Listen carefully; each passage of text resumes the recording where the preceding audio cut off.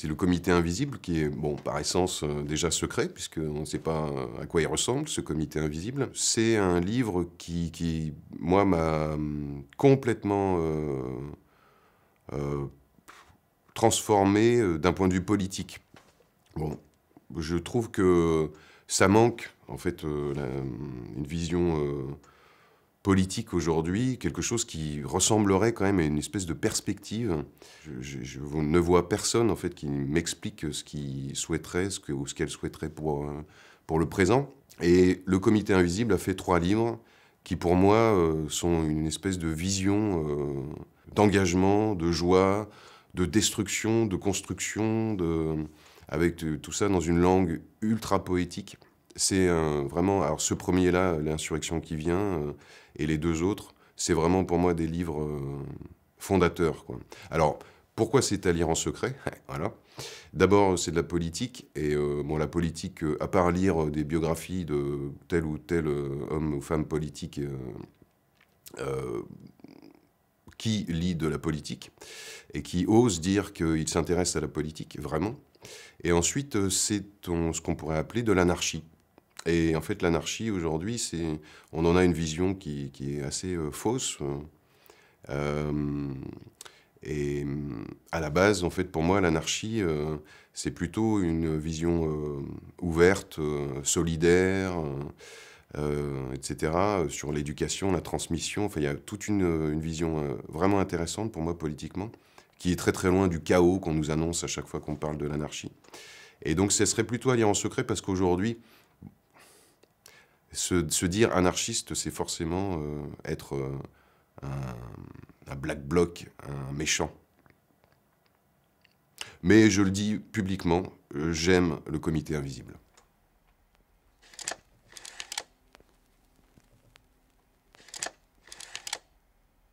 En fait, j'étais déjà auteur quand j'ai rencontré Guillaume Guéraud, mais j'écrivais du théâtre et j'avais envie de faire autre chose. Et je faisais des lectures dans les bars pour gagner ma vie en tant qu'intermittent du spectacle. Et Guillaume, il venait à toutes mes lectures. Et puis un jour, j'ai osé aller le voir, lui dire, bon, voilà, comment tu t'appelles, tout ça, qu'est-ce que tu fais? Et il m'a dit, j'écris des livres pour la jeunesse. Et un jour, il m'a donné son premier roman qui s'appelle Cité nique le ciel, que j'ai lu tout de suite dans la soirée. Et d'abord, j'ai adoré ce livre. Et ensuite, je me suis dit, mais en fait, moi, je veux faire ça. C'est ça que je veux faire. Et donc, dans la nuit, j'arrivais pas à dormir. J'ai écrit mon premier roman pour la jeunesse qui s'appelle Marabout de ficelle, qui a eu le prix d'ailleurs à Montreuil en 2002. Et, et c'était vraiment dans la foulée de Cité nique le ciel, comme une espèce de réponse, d'écho à ce que Guillaume avait écrit, et voilà, d'une ouverture de fenêtre, comme ça, pour moi, sur une autre manière d'écrire, quoi. C'est vraiment ce livre-là qui a ouvert pour moi le champ de la littérature jeunesse. Je pense qu'il y a quelque temps, j'aurais pu répondre à cette question. Et aujourd'hui, en fait, j'ai pas envie d'y répondre à cette question.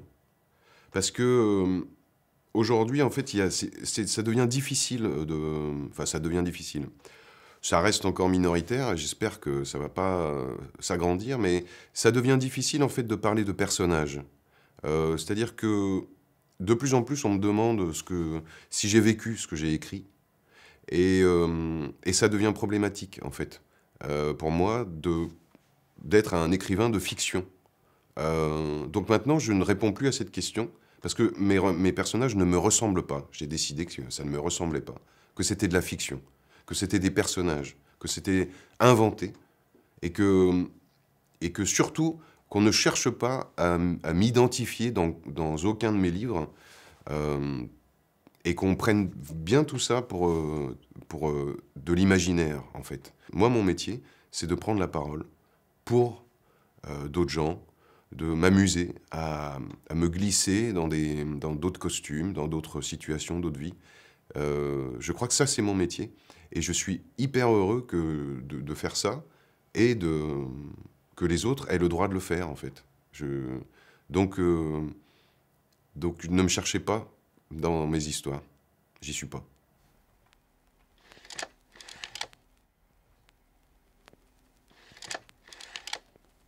En fait, c'est un personnage, c'est un poète qui s'appelle Patrick Dubost, qui est un personnage qui s'appelle Armand le poète, et qui écrit de la poésie à la main, et qui écrit de la poésie mal. C'est-à-dire qu'il fait plein de fautes d'orthographe, etc.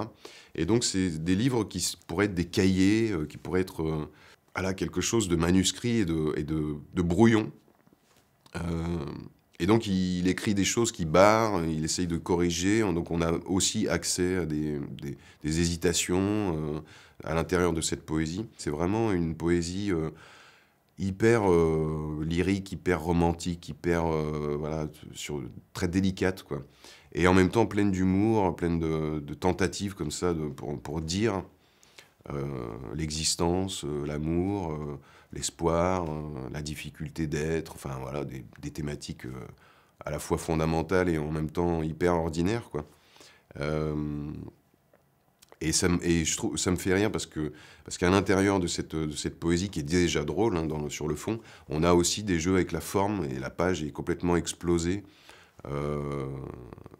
Donc on fait des découvertes un peu comme sur un album jeunesse où tout d'un coup on va découvrir un personnage. C'est un livre voilà, que j'ai beaucoup offert et notamment offert à des jeunes aussi pour leur faire un peu ouvrir le champ de la poésie, quoi. Leur montrer que la poésie, c'est d'abord et surtout ça, en fait.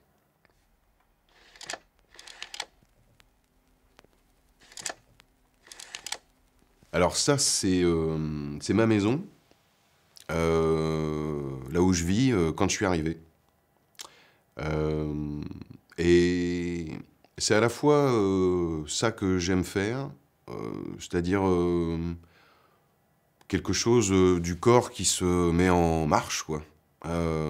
Où le cerveau est plus vraiment sollicité, on n'en a plus vraiment besoin, mais où on essaye de s'activer en tant que carcasse, quoi. Et puis pour moi, c'est vraiment une métaphore de la littérature et de l'écriture, quoi.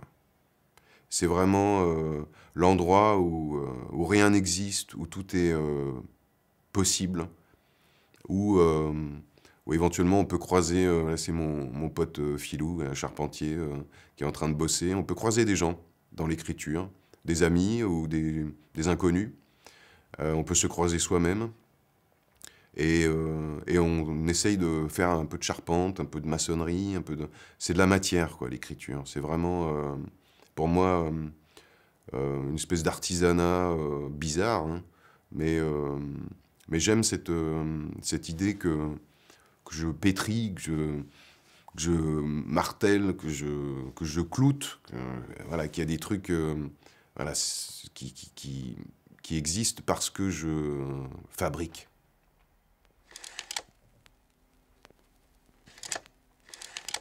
C'est donc le palais idéal hein, du facteur Cheval, qui était un type qui, chaque jour, en rentrant de sa tournée de facteur, ramenait des pierres chez lui et en a fait un palais idéal.